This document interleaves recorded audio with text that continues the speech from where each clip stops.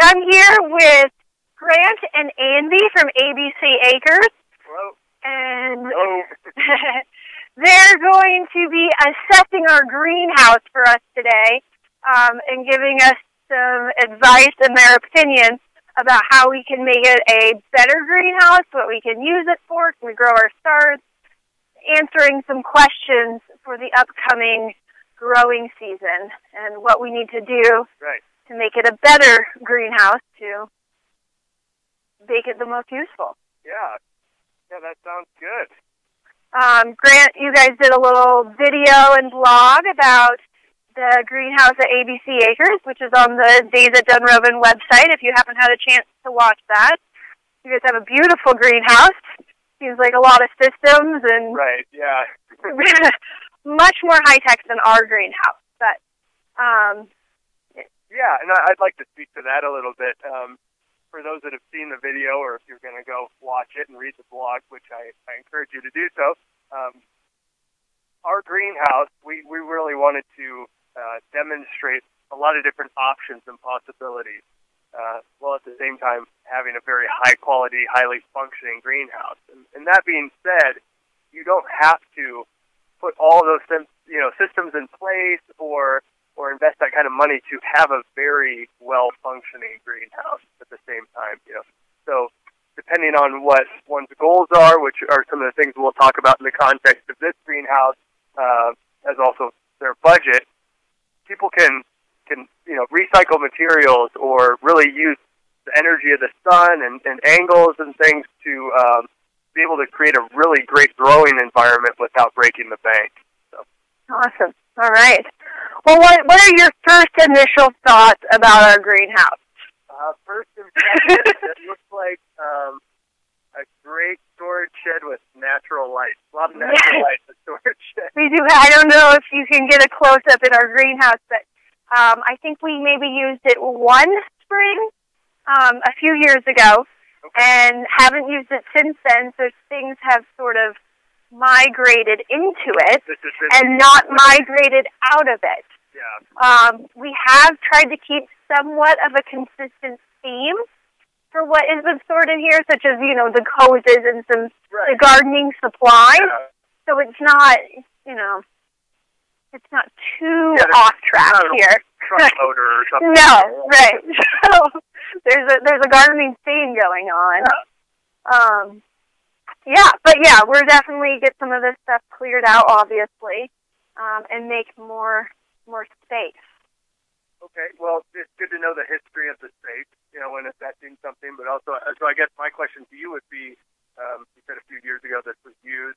Do you have any recollection of, your impressions of how well it functioned? Were you able to grow stars in it, or what you tried using it for? Yeah, we purchased some small starts. Okay. There was also a volunteer plant that just grew in there that was in a pot of soil. Okay. And then there was a small tree, I think, is what ended up growing from a seed. Yeah. And then there was a rhododendron bush, some herbs, and they did well. In there, yeah. But I couldn't speak to the temperature of the greenhouse and when that all started. And, it was like you came in here at the end of winter, early spring, and was like, oh, there's a little tree growing. That's awesome. Let's keep it going. Yeah. So. Yeah. So beyond, if we can look beyond the mess stuff, right? Yes. We can kind of take a look and start observing, which here being around midday, it's a good time of day with the sun angles to see the kind of light that the glazing is currently allowing in versus where our shady spots are. Mm-hmm. If you're wanting to do starts, which you have already said that's one of your main goals with this greenhouse. For the short term, definitely, if it's probably for the long with the garden project, with some of the things we're going to be doing in the orchard area and plants that we're going to be planting, herbs and things for health for the horses. You really want to have great light, pretty good consistent temperatures to keep keep the soil temperature up so that those seeds can germinate. So in looking at this and just factoring in where the sun angle is, this time of year, it's not quite where we would start things from seed yet in this environment, just with where our last frost date is. But we're getting close. So this is a pretty good representation of the type of conditions we're going to want to try and start some of these seeds from. So we can look at this and see on the back wall, we have a pretty large strip of shade there, and then these strips just from the cross beams and things. But one of the things that I'm kind of immediately seeing is above these windows here, we have this board that's just kind of plywood here, and whatever the siding or facing is on the exterior, that's really casting a pretty good amount of shade through the structure in the back. So on the south side, I'm sure they can't see it on the camera. We have a bunch of reclaimed doors that we got from like what you would see in a grocery store in the like frozen food or the refrigerated section where you open those. So we have a bunch of those doors, and then above the doors is a plywood that we've put siding on. Yeah. And that. And look that's at what's that. causing the shadow. The reference point here is basically from here up is just siding, and what would be ideal is I'm just kind of looking at potentially a relatively inexpensive retrofit to be able to make this just a higher functioning greenhouse would be to come and cut out on the inside some of that plywood, and there's a lot of those single pane windows that you can get from Habitat for Humanity Restore, or here locally by Missoula, there's Home Resource. And looking at some of those reclaimed windows, sometimes you can get things for free online through Craigslist. Yeah. Shopping around with some of that to be able to, even if it's not the entire run there, but even just to open up a few spots to let a little bit more light in with some of the slabs, which still a long way to increasing that what we call solar gain, the amount of sun's energy we're letting into the space we're wanting to condition for growing purposes.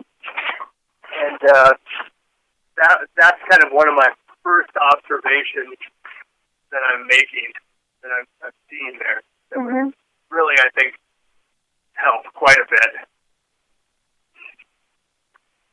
So that's like a pretty good starting point. Another thing to do here in the coming weeks would be to simply put in a thermometer in here, and just first thing in the morning, and midday, and then kind of around sundown would be reading the temperature and just starting to and just recording it and getting a track of what are our temperature conditions throughout the day. How cold is it getting in the mornings in here? How hot is it getting?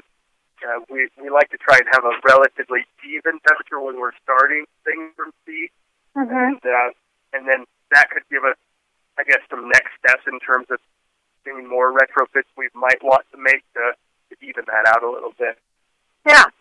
You had spoken in your video and about, maybe we even talked about, just us in some meeting, but painting the back wall black to keep some of that sun heat. We've talked about filling some black garbage cans with water and allowing those to heat up and then releasing the heat, so that would help for the nighttime. Right. Because it's not insulated. Yeah. And I don't know if maybe insulation would be on the walls that you would do. Or? Right. That would be one way to help try and temper the interior environment a little bit more is insulation, and then there's also thermal mass. And thermal mass would be your garbage can full of water, right? And if they're darker, they're going to absorb more heat energy and then store it in that thermal mass, which will slowly release during the colder nighttime hours, trying to help even things out a little bit.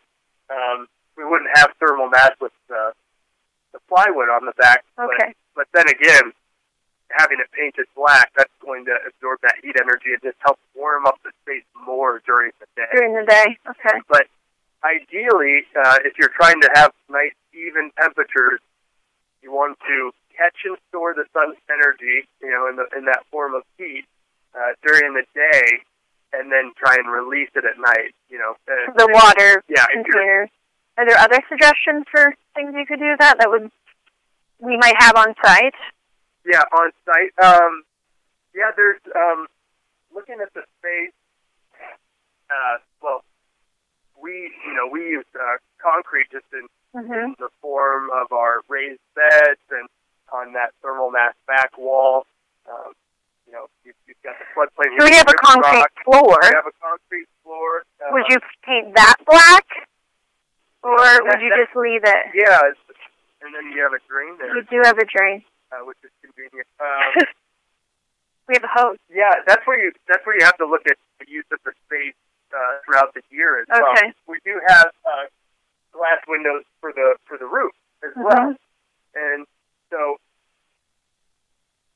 the way this is right now, if we painted this black when the sun angle is higher during the summertime, well, that's really going to start cooking this. Okay, so that might be too much. If you're only using this for spring start, you might be okay before it gets too hot in here. But if you wanted to use this for anything else in the summertime, you'd have a great sauna, but it would probably horseback ride and sauna, right? But in terms of hospitable environment for young tender plants, it would probably get too hot.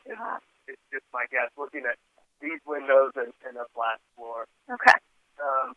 But that being said, there's also pretty simple retrofits to do where in the summertime there's shade cloths that you can get for relatively inexpensively that could be placed over some of these windows to only let in a certain percentage of light. So it would soften it a little bit. So if you wanted to keep starting things maybe for a fall planting, because we like to do things successionally through the season. We'll start things in spring, and then we also will have our starts going in the summer to plant out mid to late summer for a fall harvest. Okay. So depending on how much production you want out of your garden or what your goals are, I always like to, if you have something like this, use it as much as you can to get the maximum benefit. Sure. Yeah. Any thoughts, Andy? I guess I'm just wondering too. You were talking a little bit about worrying about getting too hot in the summer, right? And I wonder about the slab being on grade, if that's going to drop the temperature a lot early on here. If there's something maybe temporary you could put on the floor, if you didn't want to go that route, if that's something to worry about.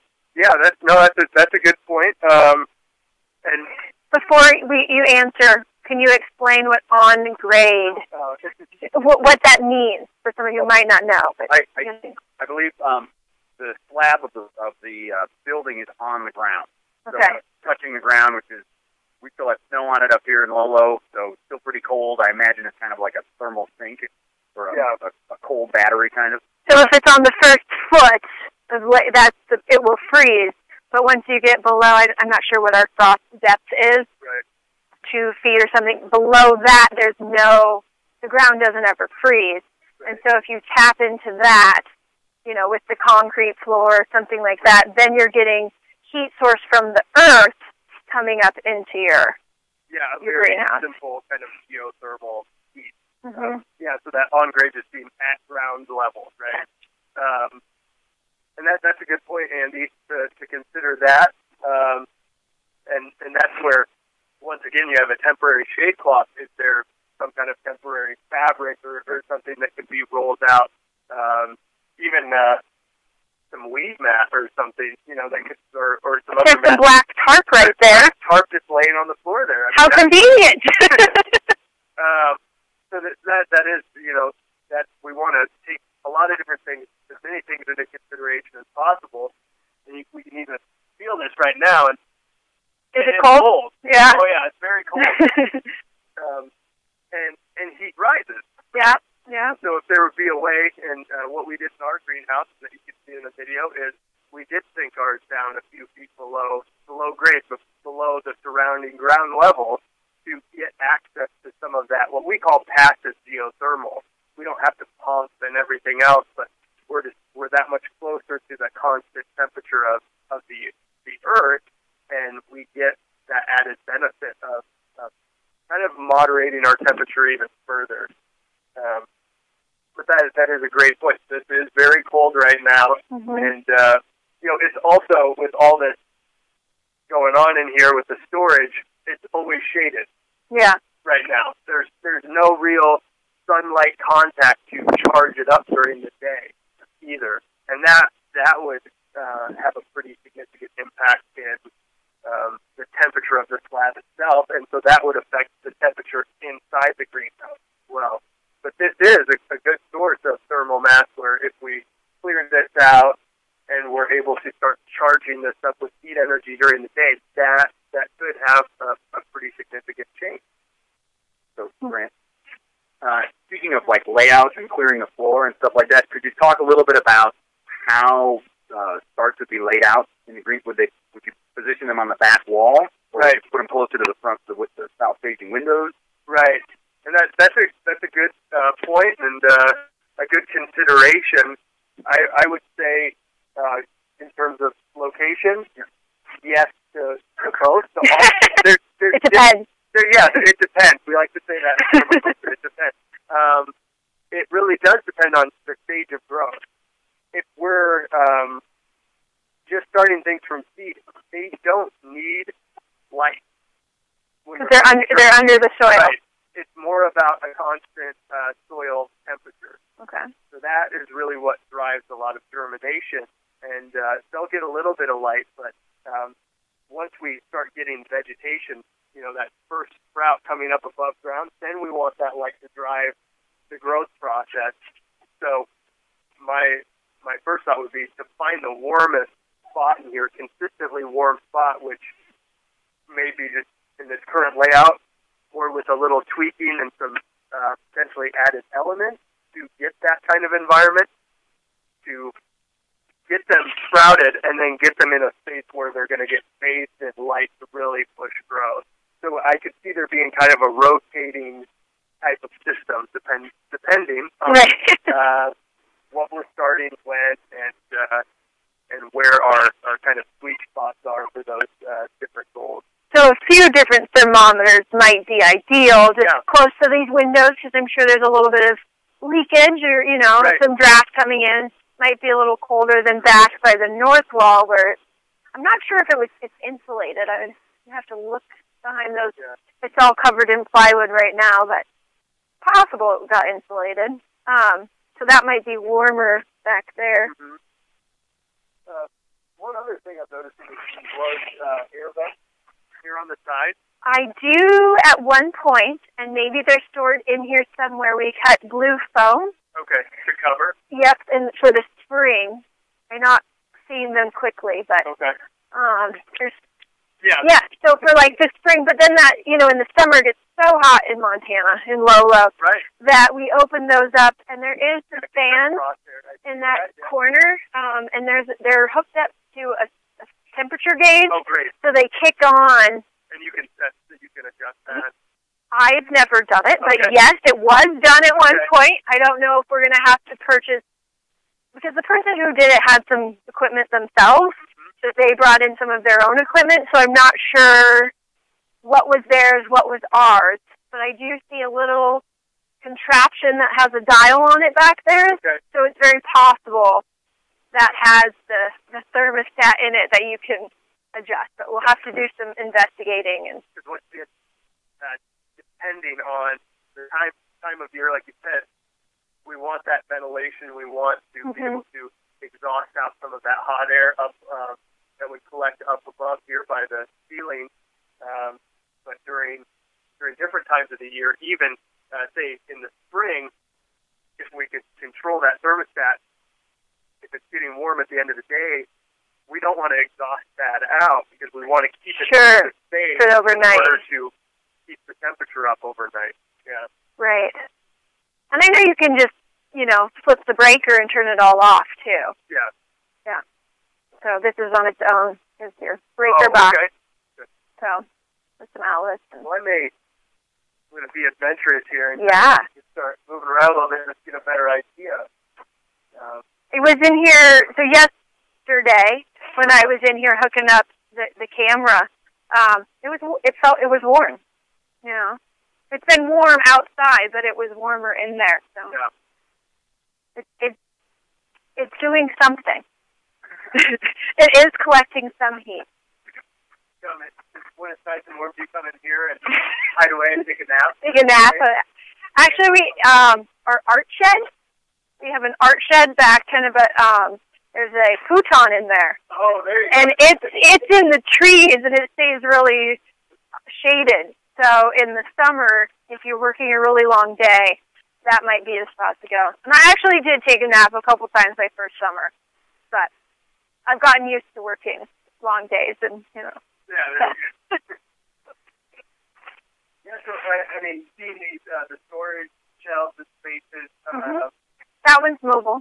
Okay, great. Yeah, we prefer at 80 acres, the way we kind of set our greenhouse up is to try and have things as mobile as possible, portable, just so you have that flexibility in moving. If it's a rolling rack with starts on it, to be able to move it in the light and then move it out if need be, or for different times of season. We have our storage as well, but I could see potentially, depending on how many starts we're really wanting to get going, if this space works, would be taking some of this out to create some space maybe for some more mobile type racks where we could put some of these starter trays on.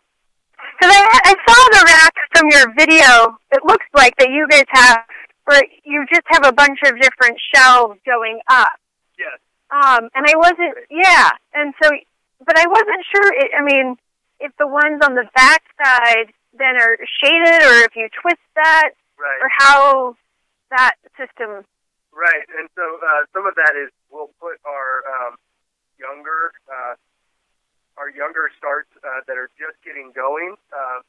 We have kind of a three-stage process where we actually have just vertical shelves that have lights on them. Oh, okay. Growing lights. Yeah, grow racks, and we'll start them in there a lot of times until they get to a certain height, and then we'll pot them up to a bigger size, get them out into the greenhouse space where they're then under natural light. And we like having those multi-levels where we'll have our older plants up above. It's almost a hardening off process to the light so that they don't get the direct sunlight, So that's we kind of do our stages until they're then, after that third stage of light introduction, then we can take them outside for their hardening off or planting. So a grow light is not as intense as an actual sun. Right. And so. Right. Yeah, and part of that's also the heat energy of the sun as well, where those young leaves can get almost cooked really quickly. Yeah. Which some of that can be changed up by the type of glazing that you have. In this case, it's single pane glass. Yeah. It's going to allow in a lot more waves or spectrums of the sun's energy. If you get more of a specific greenhouse-style glazing, it will filter some of that to temper it a little bit and make for an easier growing environment. A little gentler sunlight. Yeah, where you're getting the wavelengths of light you need for growth and production, but trying to kind of disallow some of those wavelengths that are a little harsher. They give us our wrinkles. Right. The sunburn. So once the plant is big enough, and its leaves are not as tender, you can then move it outside, and the direct sunlight is okay. They're stronger. Right. Yeah, a couple of factors with the hardening off are the cold and the sun. Okay. If we're looking at planting dates and when frost comes and everything, we want to harden them off to give them a period of acclimation or adjustment to their new environment, to because they will go into shock. Sure. Sometimes, the less hardy plants, which are typically the plants that we're trying to cultivate and eat, of course. Yeah. Sometimes they'll just go into shock and die if it's too big of a temperature swing. At the same time, it can be that way with the light or the sun heat energy, where if they go from a nice kind of soft, controlled environment right into like a hot, sunny day, Yeah. it could just wilt them and kill them. Yeah. So, Grant, in terms of like seed selection or plant choice for the garden over here, could you talk a little bit about that? And in terms of the facilities that we have available to us, Right. I mean, I see, Jamie, that looks like we have power, and I see hoses, so water from one of the frost trees over here. Yeah, right there. Okay. Yep, and the hose comes, there's a big PVC pipe that goes through the concrete and then comes out on the other side of the wall, and it has a hose running through there. So you can just, hook up and you've got your hose and just water in there. Or yeah. So it seems like the potential to grow just about anything exists with the structure that we have right now. Is that right, or do you see some limitations? Well, we can. Some of it depends on how much electricity you want to throw at it, right?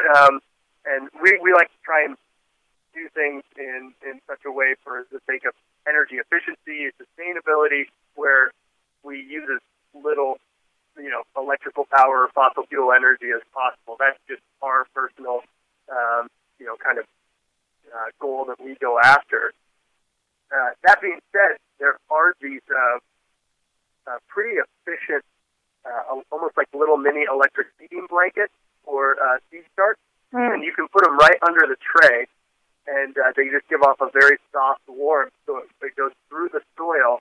And with all these outlets and things, that would be one possibility where, given this current space, what we have, and kind of our time period before we would really want to get things going here, we don't have a lot of time to do retrofits and things. So that would be one potential method, is getting some of those started. And we also could look at, just most people think to start plants or grow plants, you need those really expensive grow lights. Mm-hmm. And when we talk about grow lights, you only need, and the grow light companies don't want you to know this, but you only need soft white fluorescent bulbs. So just a fluorescent light bulb. It doesn't have to be a grow light. No. So what we use in our tack room. Exactly. So those cheap, Those like long, skinny. Home Depot shop lights, Yeah. 4 foot.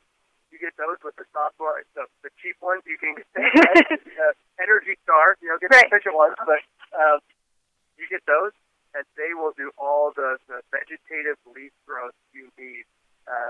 Now, if you're getting into trying to produce flowers inside or fruit, then you need the a little bit more grow lights, because it's different spectrums of light that push different stages of production of plants.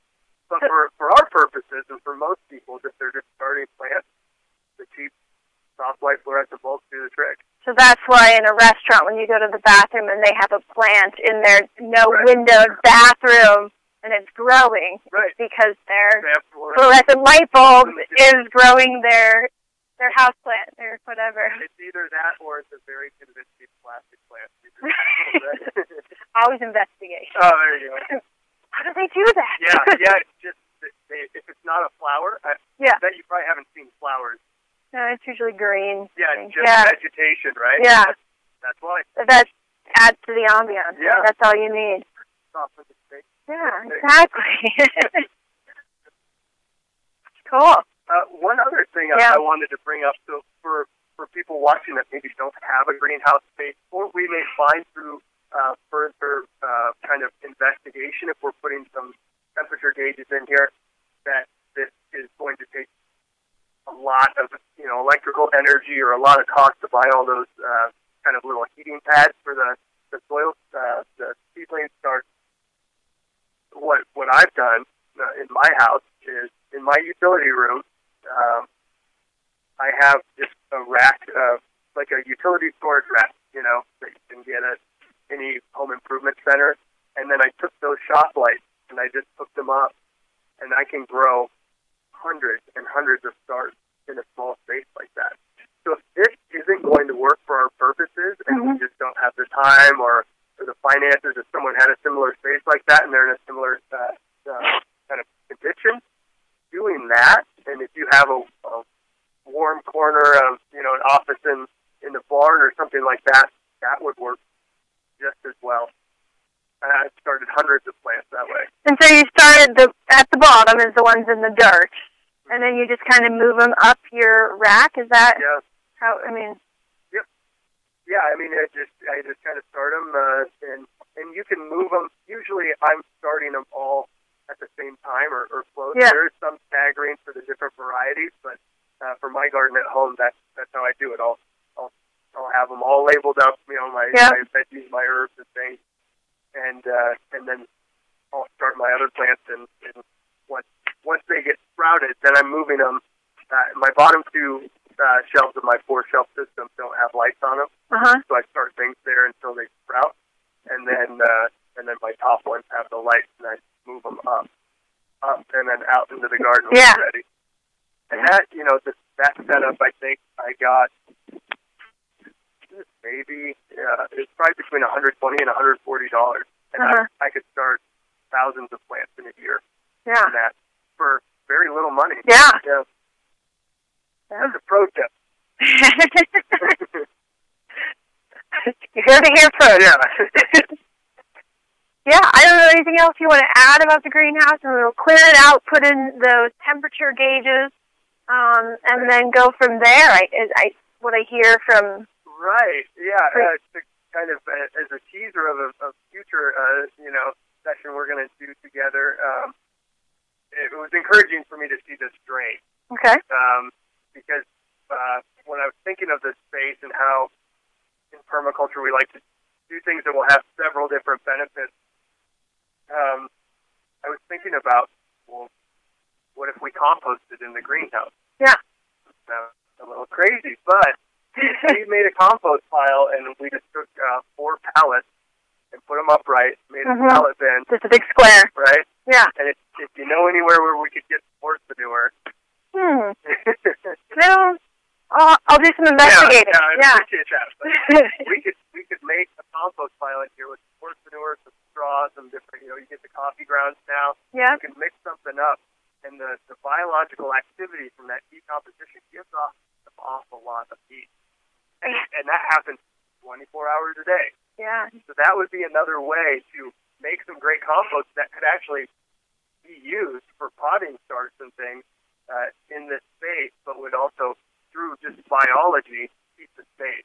But my concern was, you have to keep a certain moisture content with it.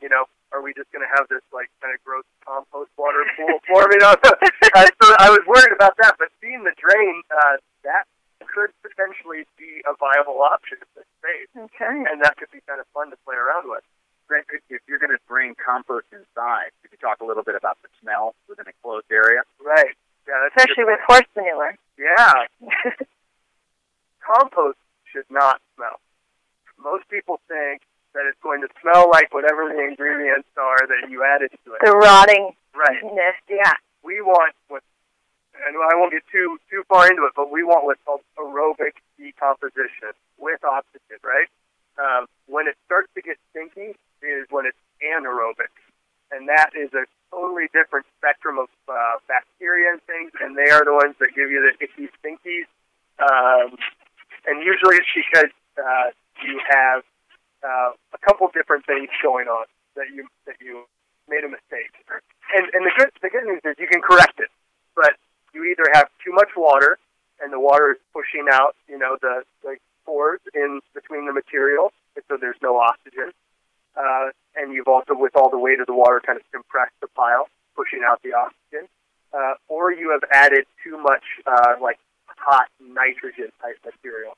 We want a good ratio of carbon material to nitrogen material. And when you have a good balance of those, which isn't too hard to achieve, and you keep the pile aerated and have a good moisture content, basically you want enough water in it to where it feels like a wrung out sponge. Where if you got some in your hand and you really squeeze on it, maybe a few drops of water would come out, but it wouldn't just like gush out. Yeah. That's kind of what you're looking for. And once you hit that point, it really smells like a forest floor, which is one of my favorite smells in the world. So I don't mind the smell at all. But yeah, if you get an anaerobic compost pile, it is pretty awful. And I can't remember off the top of my head which date we're talking about. Our mountain of manure, Utopia out yonder, but we will touch more on compost in several weeks. I can't remember. I don't think 2 weeks we're doing garden planting, so it might be 4 weeks. Yeah. So 1 month composting. Yeah. Yeah. Yeah. All right. Well, we will get started on our clearing out and monitoring temperature in the greenhouse and report back about this space, and then we'll see what our start plan is to make our starts for the garden. Grant, what, given our climate, what's a good time to think about doing starts for a garden? Right. It depends. I feel like we're going to hear a lot of that. You will. It depends on the types of plants you're wanting to start, because they all have different frost sensitivities. What you can do is, if you look up your USDA hardiness zone, find out what your zone is, and then along with that, you can find out what your average last frost date is in the spring and your first frost date in the fall. And so there's some plants you can put out in the garden before, you can put them out a couple weeks before your last frost date. They can take a little bit of cold, a little bit of frost, and they'll be fine. I know Missoula County Extension Office puts out a calendar that has the average last frost-free day, and then it sort of tells you, start planting these things. So it's sort of this average calendar that the Extension Office puts out that I got one year. Local Extension Office are a good place to do some research. And they even had some pest management. You know, this is when this bug typically comes out, so start looking and, you know, doing your pest management for this kind of bug. And so the Extension Office it's a great resource. The Extension Office is doing a little bit of online research. I started out with a method that I won't get into too much today, but called square foot gardening. And in the back of that book, there's such a great, simple chart for, it's all referenced on last frost date, first frost date.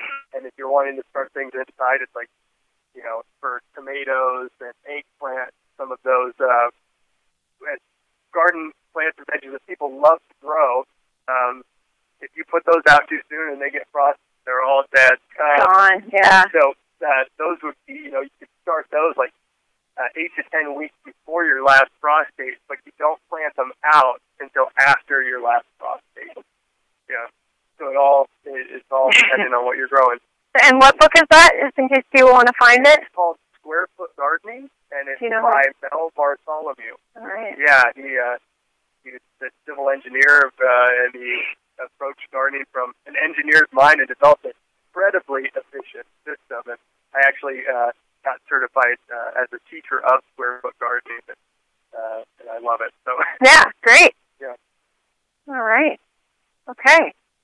Maybe Suzanne's come to ask a few questions and throw in some new ideas for us, I'm sure.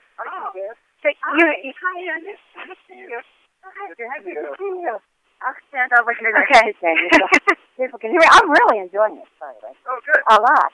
And it seems to me that we have, I keep hearing it depends on what we want to do. Right. Right. And so maybe what we need to do is think about some first-year goals with some longer-term goals. And the scientist in me says that the temperatures, the thermometers, we need to get some, and maybe we could find some that we could plug right into our computer, and our viewers could help us and record these temperatures. First thing, we have people that get on at 6 in the morning. Oh, that would be perfect. You know what I'm saying? Yeah. And we're not on at 6 in the morning. So if we had it so that we had people And, hopefully we could ultimately get school kids engaged. So let's look up some kind of a thermometer. Okay. I know we used to have, I'm sure there's some kind of a thermometer that we can hook into a computer and you can read the whole thing off, because that would be a really good thing. Yes. Right? Yeah. I know, I'll look back in some notes, but I talked to actually someone from the local extension office about these small discs that will read the temperature, and they're just like a remote thermometer that will send the data. And we have a Wi-Fi antenna right here. Surely there's an app. There's got to be an app. Yeah. Right? There's apps for everything. Apps for everything. So let's get the science part of this whole thing going. And then I really like this conversation about Pooptopia. Yeah. That's in 2 weeks, we're doing our garden planning. Yeah. So we'll talk about what starts we want to do, when to start them, and kind of, we'll have this space ready for that. And so we'll do our garden planning. And then 2 weeks after that is our composting Pooptopia. Right. Well, while we're doing this, I know a lot of horse owners all up and down this valley who don't have quite the quantity we do. Right. And Tim remarked on the chat that we could heat all of Missoula with our poop. Right, yeah. Most people don't have quite the amount of poop that we do. But it seems to me if we could put something in the greenhouse and we could prove up that technology, that would have a lot of interest to small acreage horse owners as a way of using, a beneficial way of using their manure, because all of us in the horse world, we deal with a lot of manure. Yeah. So that, I really like that idea a lot. Yeah, there's a gentleman by the name of Will Allen in Milwaukee, Wisconsin, doing incredible things in urban agriculture. And he's in Milwaukee, and he's growing food year-round in poop houses, which don't have the insulation, but he builds compost piles on the outsides along the edges and then in his corners of his hoop house. And so he just gets the circulating warm air. Yeah. And then when they're done, he just spreads them out inside where he's growing his stuff to just replenish fertility. And he's done that for years and grown incredible amounts of food. Oh. All just off of biology. Yeah. I really would like to go in this direction. Yeah. And I would really love to have the staff at Dunrovin have access to greens all winter long. Yeah. Salad greens. Yeah. So maybe that could be one of our goals, Jamie, this year, to get our garden started, and then do something with the demonstration on the composting in the greenhouse. Right. And then see if we can't move towards making this efficient enough that we could have greens all year long. And some of that plant selection. So we'll look Okay. at cold hardy varieties of greens that can take, actually kale, it gets sweeter when it gets a little great. frosted. And I put that in my milkshake. Right. Yeah. It's great stuff. Yeah. And it prefers colder temperatures to a certain point. Yeah. But if we can keep it from just getting too cold in here, it'll continue on. This is really fun, you guys. Yeah. I'm really looking forward to this. Yeah, it'll be good. Yeah, and let's keep track of all the money that we spend so that people know that this doesn't have to be some big, expensive deal. Right. That this is something people can do in their own backyard. Right. We can also track this is what we did and what it costs. Like, here's your alternative, that might even be cheaper. Yeah. Right. I like I said, I just bought a house, and it doesn't have a greenhouse, and I want to plant or build one. Are you going to be stealing manure? I might. I don't know. That'd be great. So I can talk about, what I've done. Yeah. And take pictures too. And, I probably will go slower. Yeah. But, right. We can just track all that stuff and, Yeah, and there's some simple things that you can start to look at, and we can get into a little more detail. We speak to it in our videos about our greenhouse at 80 acres, but things with the angle of the glazing and things like that, where if you're starting from scratch, and you can still use repurposed materials, you can do it on the cheap, but just in how you build it on the outset can make it more efficient and effective in the long run. Yeah. Well, and I think that as we grow, I see no reason why we couldn't build a second greenhouse. I'm particularly thinking of over by Pooptopia. Yeah. And really integrating the whole thing into one big system. You know, but that's down the road. Yeah. Well, with all that manure, I mean, you grow tropical plants. Well, I did see your video, and when you mentioned avocados, I said, yes! Yeah. I want little avocados. That's for me. That's what I want. Okay, so I think we have a plan, hey? Yeah, sounds good. Yeah, so cleaning this place out, and your comment about the windows on the south facing side, you see the plexiglass we have over on that. Could we replace that with a series of plexiglass? Would that help? You could. It will let in more light. Plexiglass tends to build up static electricity, and so it attracts dust. So long term, you're gonna need to clean it more often, wiping it off or dusting it off in order to keep it letting light in. So it should be better to look for small glass windows. If you can find them for cheap or free. I was even thinking these doors.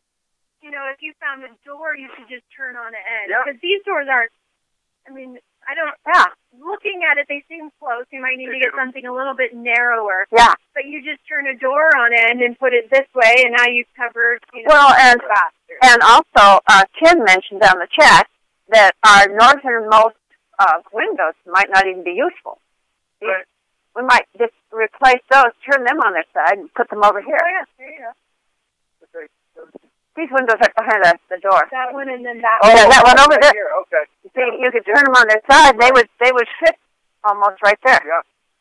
No, okay. Now we have, Yeah, and that way we're using what we've got. And I do think this is insulated, the northernmost wall. And I don't know how we could get the ground, the ground heat pump system going, but that might be too much because that would require drilling, wouldn't it? Yeah, the concrete slab and everything else. Yeah. I think trying to do it simply and passively this first go around will be the way to go. But just clearing out the space as much as possible to allow that to be hitting it to charge it up is going to make a big difference. Yeah. Okay. Yeah. Good. Well, thank you. I just had to come out and get my 2 cents. Yeah, no, I was getting excited about the whole concept. So I'll go back to my lair. All right. Take my dog. Well, thank you. Yeah, thank you, Grant and Andy, for coming and your words of wisdom. And thank you, everyone, for watching.